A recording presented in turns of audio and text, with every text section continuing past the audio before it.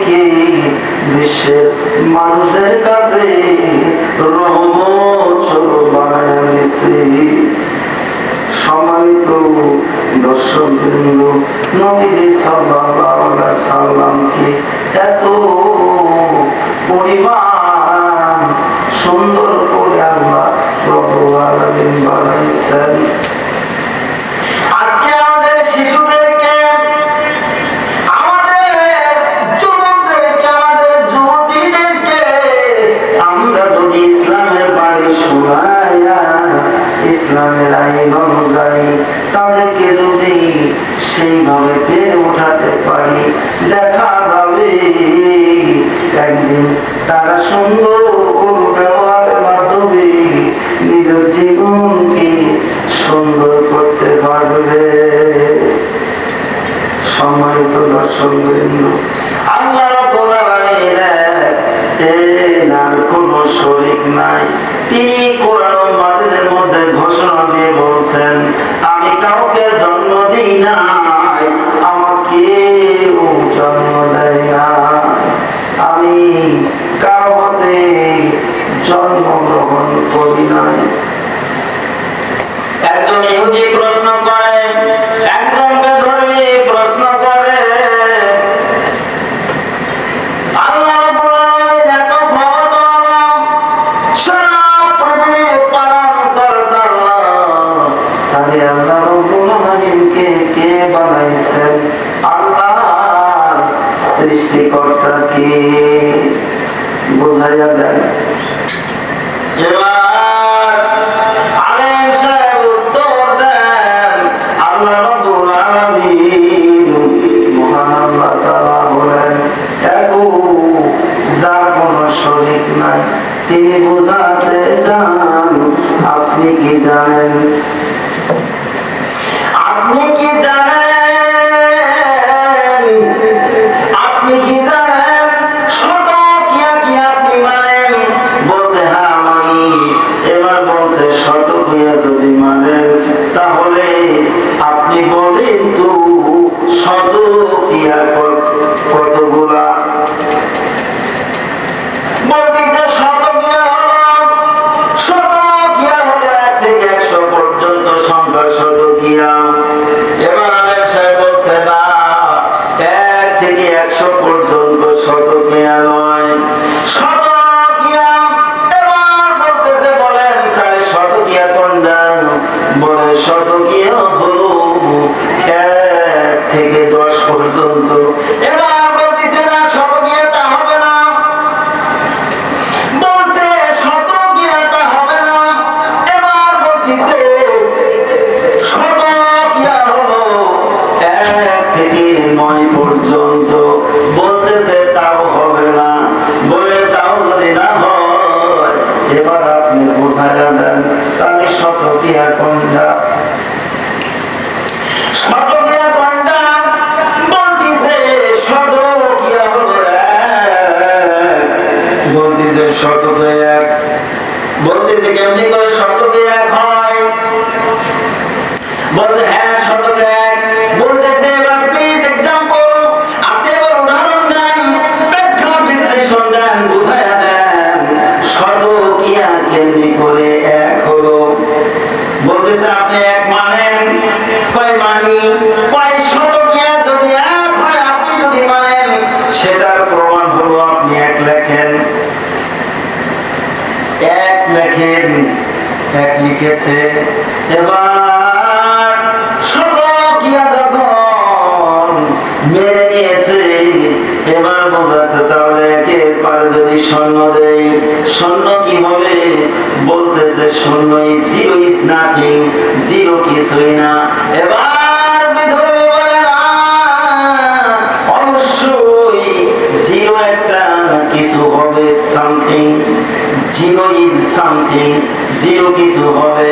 বলছে না, জিরো কিছু হবে না, কিছু হবে না। বলতেছে কেন হবে না? আমি যদি 1 লিখি, 1 এর ডান পাশে যদি একটা জিরো লিখি, তাহলে কত হলো? 10। এরপরে একটা যদি জিরো লিখি, তাহলে হলো 100। তারপরে একটা লিখি 100, আরো বেড়ে যাবে, তারপরে একটা লিখলাম আরো বেড়ে যাবে।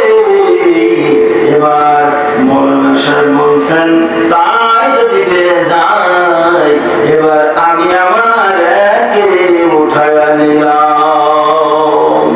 এবার আপনার জিরোর কি কোনো দাম আছে? বলতেছে না, আমার জিরোর কোনো দাম নাই, জিরো ইজ নাথিং, এটা প্রমাণ হয়ে গেল। তারপরে যখন বামে একটা করে দেন, একের বামে যখন সঙ্গে দেয়, তখন কেমনে প্রমাণ হয় জিরো ইজ নাথিং? তখন আর বলা যায় না জিরো ইজ সামথিং, তখন কিন্তু বলার কোনো সুযোগ নয়। এবার মাওলানা সাহেব বলছে এর মানে হলো মহান আল্লাহ রাব্বুল আলামিনকে যদি উঠা দেয়, এখানে আর কোনো কিছু হবে না, কোনো কিছুর মূল্য নাই। আল্লাহ রাব্বুল আলামিন নবীজির মাধ্যমে জানায়া দেন। সাহাবী এসে জিজ্ঞাসা করছে ইয়া রাসূলুল্লাহ, ইয়া হাবিবাল্লাহ, নবী গো, ও নবীজি, ইসলামের মধ্যে সবচেয়ে ভালো কাজ কোনটি? আল্লাহর নবী বলছেন মেহমানদারি করা। এবার একটা ইতিহাস বলে দিই, শোনেন। আমাকে যারা আপনারা প্রশ্ন করেছেন, সম্মানিত দর্শক বৃন্দ, আজকের এই লাইভ সাপোর্টটি যারা আপনারা দেখতেছেন দেশ থেকে, তাদেরকে বলছি শুনুন। আপনারা বলছেন মেহমানদারি সম্পর্কে, যেটা আমি বলতে চাই, মেহমানদারিটা কবে শুরু হয়েছিল জানেন? মেহমানদারিটা সেদিন শুরু হয় যেদিন আল্লাহ পাক রব্বুল আলামিন হযরতে আদি বাপজান, আমাদের আদি পিতা হযরতে আদম আলাইহিস সালাতু ওয়াস সালাম, যেদিন আম্মা জান হাওয়া আলাইহিস সালামের সাথে নিয়া এই পৃথিবীর ধরাধামে যেদিন আগমন করলেন, সেদিন শুরু হয়েছিল মেহমানদারি। কেমন মেহমানদারি শুরু হয়েছে জানা থাকলে বলুন, বোঝা থাকলে বলুন, সেদিন কেমনি মেহমানদারি শুরু হলো? যেদিন আদম আলাইহিস সালাম যেদিন অবতরণ করেন, সেদিন একদল হরিণ খবর পায় আদম আলাইহিস সালামের সাথে সৌজন্যমূলক দেখা করতে যায়। এবার তার সাথে দেখা করে বরকত দেওয়ার উদ্দেশ্যে দেখা করতে যায়। আদম আলাইহিস সালাম কি করলেন? তার শরীরে তিনখানা পাতা দিয়ে তার শরীরটা সতরটা ঢেকে নিয়েছিলেন। ঠিক যখন হরিণের দল যেদিন আদম আলাইহিস সালামের কাছে যান, হযরত আদম আলাইহিস সালাম তখন কি করলেন? নিজের শরীরের এই পাতা থেকে, সেদিন শরীরের পাতা থেকে ওই হরিণদেরকে কিছু ছিঁড়ে দিয়ে খাওয়ালেন, মেহমানদারি করলেন। তারা চলে গেল, আর এই পাতা খাওয়ার সাথে সাথে তাদের চেহারা সুন্দর হয়ে গেল। শুধু চেহারা সুন্দর হয় নাই, পৃথিবীতে যত বস্তু আছে, যত হাজারো বস্তু আছে, এই পৃথিবীর ধরাধামে সবচেয়ে বেশি সুস্বাদু গোস্ত হলো হরিণের গোস্ত। আপনি দুম্বা বলেন, আপনি গরু বলেন, আপনি ছাগল বলেন, আপনি যাই কিছু বলেন না কেন, বিশ্লেষণ করে দেখা গেছে হরিণের গোস্ত হলো সবচেয়ে বেশি সুস্বাদু। সেই দিন আদম আলাইহিস সালামের ওই মেহমানদারি, জান্নাতের ওই পাতা খাওয়ার কারণে আল্লাহ রাব্বুল আলামিন হযরতে আদম আলাইহিস সালামের কাছ থেকে ওই পাতা খাওয়ার কারণে সেদিন হরিণের চেহারা সুন্দর হয়ে যায়। শুধু তাই না, হরিণের চেহারা সুন্দর হয় নাই, হরিণের গোস্ত পর্যন্ত সুস্বাদু হয়ে গেছে। শুধু তাই না, তার এমন একটা নিয়ামত আল্লাহ রাব্বুল আলামিন দিয়ে দিয়েছেন, হরিণের নামের ভিতরে যে কস্তুরী হয়, এই বেশ পাম্বুর